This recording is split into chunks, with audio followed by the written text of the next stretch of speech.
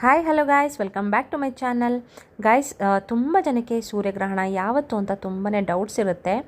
So ಹಾಗೆಯೇ ಇದ್ರ ಜೊತೆಗೆ ಗರ್ಭಿಣಿ ಮಹಿಳೆಯರಿಗೆ ಈ ಸೂರ್ಯಗ್ರಹಣದಿಂದ ಏನಾದರೂ ತೊಂದರೆ ಆಗುತ್ತಾ, ಹಾಗೆಯೇ ಈ ಗ್ರಹಣ ಯಾವ ಟೈಮಿಂಗ್ಸ್ಗೆ ಗೋಚರಿಸಲಿದೆ ಅನ್ನೋದನ್ನು ಕೂಡ ನಾನು ಇವತ್ತಿನ ವಿಡಿಯೋದಲ್ಲಿ ನಿಮಗೆ ತಿಳಿಸ್ಕೊಡ್ತೀನಿ.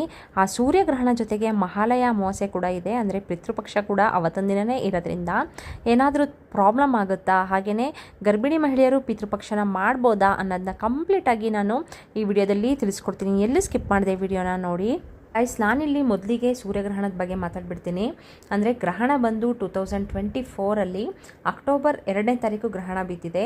ಅದರದ್ದು ಟೈಮಿಂಗ್ಸ್ ಬಂದು ರಾತ್ರಿ 9:13 ಬೆಳಗಿನ ಜಾವ 3:17 ಗ್ರಹಣ ಇರೋದ್ರಿಂದ ಗರ್ಭಿಣಿ ಮಹಿಳೆಯರು ಹೊರಗಡೆ ಆ ಟೈಮಲ್ಲಿ ಬರ್ಬೋದಾ, ಏನಾದರೂ ಎಮರ್ಜೆನ್ಸಿ ಇದ್ದರೆ ಹೊರಗಡೆ ಬರಬಹುದಾ, ಹಾಗೆಯೇ ಈ ಗ್ರಹಣದಿಂದ ಗರ್ಭಿಣಿ ಮಹಿಳೆಯರಿಗೆ ಏನಾದರೂ ತೊಂದರೆ ಆಗುತ್ತಾ ಅನ್ನೋದನ್ನ ತಿಳಿಸ್ಕೊಡ್ತೀನಿ.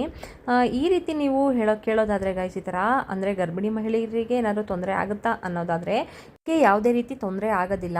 ಯಾಕಂದರೆ ಸೂರ್ಯಗ್ರಹಣ ಬಂದು ನಮ್ಮ ಸೈಡು ಇರೋದಿಲ್ಲ, ಅಂದರೆ ಬೇರೆ ಸೈಡೆಲ್ಲ ಬೇರೆ ದೇಶಗಳಲ್ಲೆಲ್ಲ ಸೂರ್ಯಗ್ರಹಣ ಆಗುತ್ತೆ. ಯಾಕಂತಂದರೆ ಇಲ್ಲಿ ನಮ್ಮ ದೇಶದಲ್ಲೆಲ್ಲ ಸೂರ್ಯ ಹುಟ್ಟೋದೇ ಬೆಳಿಗ್ಗೆ ಒಂದು 5:30-6 ಗಂಟೆ ಮೇಲಲ್ವಾ.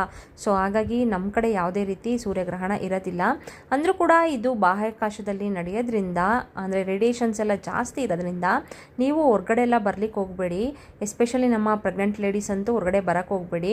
ಅದ್ರ ಜೊತೆಗೆ ನೀವು ಅಕಸ್ಮಾತ್ ನೀವು ಹೊರಗಡೆ ಬರಲೇಬೇಕು, ಏನಾದರೂ ಎಮರ್ಜೆನ್ಸಿ ಇದೆ ಅಂತಂದರೆ ಕೊಡೆಗಳನ್ನ ಯೂಸ್ ಮಾಡಿಕೊಂಡು ಹೊರಗಡೆ ಬರೋದು ತುಂಬಾ ಒಳ್ಳೆಯದು.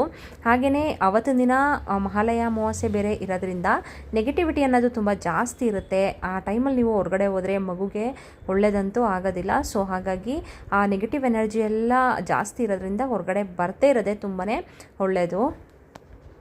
ಆ್ಯಂಡ್ ಇದ್ರ ಜೊತೆಗೆ ಚಿಕ್ಕ ಮಕ್ಕಳಾಗಿರಬಹುದು, ಇಲ್ಲ ನೀವೇ ದೊಡ್ಡವರೇ ಆಗಿರ್ಬೋದು, ಹಾಗೆಯೇ ಪ್ರೆಗ್ನೆಂಟ್ ಲೇಡೀಸೇ ಆಗಿರಬಹುದು, ಹಾಗೆಯೇ ಬಾಣಂತಿಯರೇ ಆಗಿರಬಹುದು, ಯಾರು ಕೂಡ ಬರೀ ಕಣ್ಣಿನಿಂದ ಈ ಸೂರ್ಯಗ್ರಹಣನ ವೀಕ್ಷಣೆ ಮಾಡೋಕ್ಕೆ ಹೋಗಬೇಡಿ.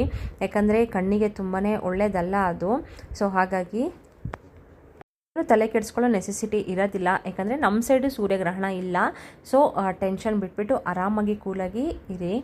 ಇನ್ನು ಗಾಯ್ಸ್, ಪಿತೃಪಕ್ಷದ ಬಗ್ಗೆ ಮಾತಾಡೋದಾದರೆ, ಅಂದರೆ ಮಹಾಲಯ ಅಮಾವಾಸ್ಯೆ ಬಗ್ಗೆ ಮಾತಾಡೋದಾದರೆ, ಅವತ್ತಿನ ದಿನ ನೀವು ಗರ್ಭಿಣಿ ಮಹಿಳೆಯರು ಪೂಜೆನ ಮಾಡ್ಬೋದಾ ಅಂತ ನೀವು ಕೇಳ್ಬೋದು. ತುಂಬ ಜನಕ್ಕೆ ಈ ಥರ ಕನ್ಫ್ಯೂಷನ್ ಇರುತ್ತೆ.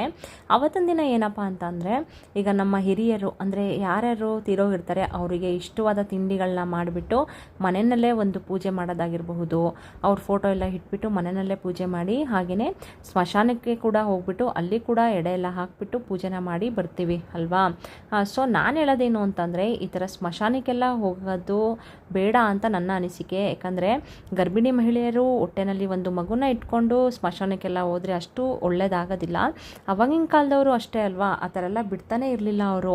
ಅಂದರೆ ಒಬ್ಬರು ಪ್ರೆಗ್ನೆಂಟ್ ಆದ ತಕ್ಷಣವೇ ಅವರು ಯಾವಾಗಲೂ ಸೇಫ್ಟಿಯಾಗಿ ಮನೆಯಲ್ಲೇ ಇರಬೇಕು ಅಂತಲೇ ಎಲ್ಲರೂ ಕೂಡ ಇಷ್ಟಪಡ್ತಾ ಇದ್ದದ್ದು. ಅಂದರೆ ಬೇರೆ ಕಡೆ ಎಲ್ಲ ಹೋಗಲಿಕ್ಕೆ ಬಿಡ್ತಾನೆ ಇರಲಿಲ್ಲ ಅವರು. ಸೊ ಹಾಗಾಗಿ ನೀವು ಸ್ಮಶಾನಕ್ಕೆಲ್ಲ ಹೋಗೋದು ಬೇಡ. ನಿಮಗೆ ಪೂಜೆ ಮಾಡಲೇಬೇಕು ಅಂತ ಇದ್ದರೆ ಮನೆಯಲ್ಲೇ ಫೋಟೋ ಇಟ್ಬಿಟ್ಟು ಪೂಜೆ ಮಾಡ್ತಾರೆ ನೋಡಿ, ಅಲ್ಲಿಗೆ ಬೇಕಾದ್ರೆ ನೀವು ಭಾಗಿಯಾಗ್ಬೋದು, ಏನೂ ತೊಂದರೆ ಆಗೋದಿಲ್ಲ. ಬಟ್ ಸ್ಮಶಾನಕ್ಕೆಲ್ಲ ಬೇಡ. ಅಂದರೆ ನೀವು ಆರಾಮಾಗಿ ಈಗ ಒಬ್ಬರು ಪೀರಿಯಡ್ಸ್ ಏನಾರು ಆಗಿಬಿಟ್ರೆ ನಾವು ಅಂದರೆ ಪೂಜೆಯಿಂದ ಹೊರಗಡೆ ಇರ್ತೀವಿ ಅಲ್ವಾ. ಸೊ ಹಾಗೆಯೇ ನೀವು ಪೂಜೆಯಿಂದ ಹೊರಗಡೆ ಇದ್ರೇ ತುಂಬಾ ಒಳ್ಳೆಯದು. ನಮ್ಮ ಮನೆಯಲ್ಲಿ ಅಂದರೆ ದೊಡ್ಡವ್ರು ಯಾರು ಇರ್ತಾರೆ ಅವರು ಹೋಗಿ ಅಲ್ಲಿ ಪೂಜೆ ಮಾಡ್ಕೊಂಡು ಬರ್ತಾರೆ. ನೀವೇನು ತಲೆ ಕೆಡಿಸ್ಕೊಳ್ಳೋದಕ್ಕೆ ಹೋಗಬೇಡಿ. ನೆಕ್ಸ್ಟ್ ಇಯರ್ ಬೇಕಾದರೆ ಹೋಗ್ಬಿಟ್ಟು ನೀವು ಆರಾಮಾಗಿ ಪೂಜೆನ ಮಾಡಬಹುದು. ಅಂದರೆ ಮಗು ಎಲ್ಲ ಆದಮೇಲೆ, ಮಗುಗೆ 1 ವರ್ಷ ಆದಮೇಲೆ ನೀವು ಕರ್ಕೊಂಡು ಹೋಗ್ಬಿಟ್ಟು, ಅಂದರೆ ಮಗುನೂ ಕರ್ಕೊಂಡು ಹೋಗದೇವ್ರು ಪರವಾಗಿಲ್ಲ, ನೀವೇ ಹೋಗ್ಬಿಟ್ಟು ಪೂಜೆ ಮಾಡಬಹುದು. ಗಾಯ್ಸ್, ಇವತ್ತಿನ ವಿಡಿಯೋದಲ್ಲಿ ನಾನು ಸೂರ್ಯಗ್ರಹಣ ಹಾಗೆಯೇ ಮಹಾಲಯ ಅಮಾವಾಸ್ಯೆ ಪಿತೃಪಕ್ಷದ ಬಗ್ಗೆ ತಿಳಿಸ್ಕೊಟ್ಟಿದ್ದೀನಿ. ಇದು ಯೂಸ್ಫುಲ್ ಅಂತ ನಿಮಗೆ ಅನಿಸಿದ್ರೆ ದಯವಿಟ್ಟು ಒಂದು ಲೈಕ್ ಕೊಡೋದನ್ನ ಮರಿಬೇಡಿ. ಹಾಗೆಯೇ ನನ್ನ ಚಾನಲ್ಗೆ ಸಬ್ಸ್ಕ್ರೈಬ್ ಮಾಡ್ಕೊಳ್ದಿರೋರು ದಯವಿಟ್ಟು ಸಬ್ಸ್ಕ್ರೈಬ್ ಮಾಡಿಕೊಂಡು ಸಪೋರ್ಟ್ ಮಾಡಿ ಅಂತ ಹೇಳ್ತಾ ನೆಕ್ಸ್ಟ್ ವಿಡಿಯೋದೊಂದಿಗೆ ಸಿಗ್ತೀನಿ. ಬಾಯ್ ಬಾಯ್, ಟೇಕ್ ಕೇರ್.